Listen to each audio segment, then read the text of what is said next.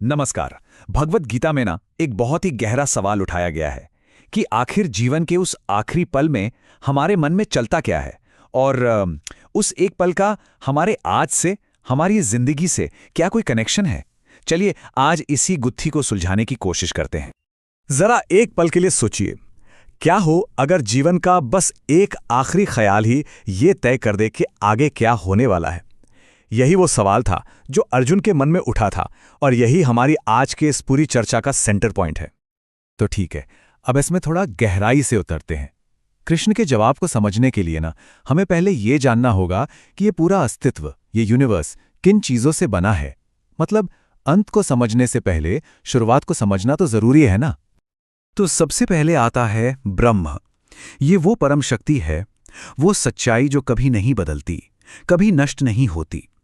इसे आप एक ऐसी सार्वभौमिक चेतना समझ सकते हैं जिससे सब कुछ बनता है और आखिर में सब कुछ उसी में समा जाता है। फिर है आत्मा। इसे ऐसे समझिए जैसे ब्रह्म एक विशाल आग है, तो आत्मा उस आग की एक छोटी सी चिंगारी है जो हर जीव के अंदर मौजूद है। यही वो आध्यात्मिक शक्ति है जो हमें, आपको, हर किसी को जीवन देती है। और तीसरा है कर्म। अब देखिए, यहां कर्म का मतलब सिर्फ अच्छे या बुरे काम नहीं है। गीता के हिसाब से कर्म वो रचनात्मक शक्ति है, वो एक्शन है जो सभी जीवों को अस्तित्व में लाता है और उनकी जिंदगी को एक शक्ल देता है। अच्छा, तो इन 3 बिल्डिंग ब्लॉक्स को समझने के बाद अब हम उस मेन प्रिंसिपल पर आते हैं जो हमारे जीवन के फोकस को हमारी अंतिम अवस्था से सीधा सीधा जोड़ता है। यहाँ कृष्ण एक बहुत ही पावरफुल नियम बताते हैं। वो कहते हैं कि कोई इंसान पूरी जिंदगी जिस भी एक भाव में, एक सोच में डूबा रहता है ना, अंत में भी उसे वही याद आता है और वही ख्याल उसकी अगली यात्रा तय करता है। और पता है, इसी को कहते हैं प्रमुख विचार का नियम, यानी the law of dominant thought. और ये मत सोचिएगा कि ये सिर्फ आखिरी पल के लिए है, नहीं, ये वो नियम है जो अभी इसी वक्त हमारे हर पल की सच्चाई गढ़ रहा है। सीधी सी बात है, हमारा ध्यान जहां होगा हमारी सारी एनर्जी भी तो वहीं बहेगी ना। तो सवाल ये है कि ये नियम काम कैसे करता है। ये एक प्रोसेस है। देखिए, हमारे विचार हमारे फोकस को बनाते हैं, हमारा फोकस हमारी जिंदगी को शक्ल देता है और जिंदगी भर का ये जो फोकस है वही आखिरी समय में हमारे सामने आकर खड़ा हो जाता है, जो हमारी अगली डेस्टिनी तय करता है। तो जब ये समझ आ गया कि क्या और क्यों होता है, तो अगला सवाल आता है कैसे। कृष्ण अपने ध्यान को साधने के लिए, उसे एक जगह टिकाने के लिए कौन से रास्ते बताते हैं, चलिए देखते हैं। कृष्ण यहाँ 2 मेन रास्ते बताते हैं। एक है कठोर योग अनुशासन का रास्ता, जिसमें बहुत कड़े नियम, व्रत और इंद्रियों पर पूरा कंट्रोल चाहिए होता है। और दूसरा रास्ता है भक्तिपूर्ण स्मरण का, जो दिन रात बिना रोके एकनिष्ठ भक्ति पर टिका है।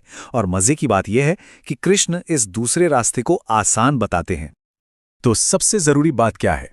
लक्ष्य एक ही है, मन को एक ही सर्वोच्च बिंदु पर टिका देना। और कृष्ण के अनुसार ये अनन्य भक्ति से मुमकिन है।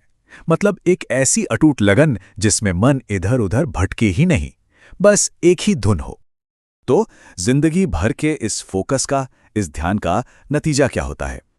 गीता के अनुसार चेतना की इन अलग अलग अवस्थाओं से 2 हमेशा रहने वाले रास्ते बनते हैं, 2 अलग अलग कॉस्मिक डेस्टिनीज। पहला है प्रकाश का मार्ग, द ब्राइट पाथ, जिससे कोई वापस नहीं लौटता। ये है मुक्ति का रास्ता। इसे सिंबॉलिकली रोशनी, दिन और सूर्य के उत्तरायण से जोड़ा गया है, यानी ज्ञान और जागृति का समय। ये रास्ता उन लोगों के लिए है जो परम सत्य को जान चुके हैं। और दूसरा है अंधकार का मार्ग, द डार्क पाथ, जिससे वापस आना पड़ता है। ये पुनर्जन्म का रास्ता है, जिसे धुएं, रात और सूर्य के दक्षिणायन जैसे सिंबल से जोड़ा गया है, जो अज्ञान और दुनियावी इच्छाओं को दिखाते हैं। ये उन लोगों के लिए है जिनके कर्म इच्छाओं से भरे थे और जिन्हें फल भोगने के लिए साइकिल में लौटना पड़ता है। और अगर हम इसे और बड़े स्केल पर देखें तो गीता कहती है कि स्वर्ग जैसे लोक भी असल में टेम्पररी हैं। ये सब भी सृष्टि और प्रलय के बहुत विशाल कॉस्मिक साइकिल्स में बंधे हुए हैं। इसीलिए असली मंजिल इन सभी चक्रों से परे जाकर उस परम अवस्था को पाना है जो कभी नहीं बदलती। तो इस पूरी चर्चा का सार क्या है? हमने ब्रह्म, आत्मा, कर्म, प्रमुख विचार के नियम और 2 शाश्वत पथों के बारे में बात की।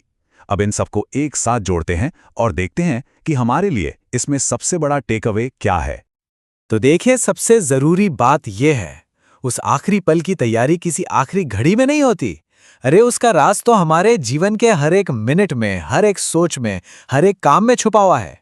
वो जो आखिरी ख्याल है ना, वो असल में हमारी पूरी जिंदगी के ख्यालों का निचोड़ ही तो है। और ये सारी बातें आखिर में एक बहुत ही पर्सनल सवाल पर आकर टिक जाती हैं। अभी ठीक इसी पल मन में कौन सा विचार है जिसे सबसे ज्यादा तवज्जो मिल रही है? क्योंकि जो आज का प्रमुख विचार है वही आने वाले कल की हकीकत बन सकता है।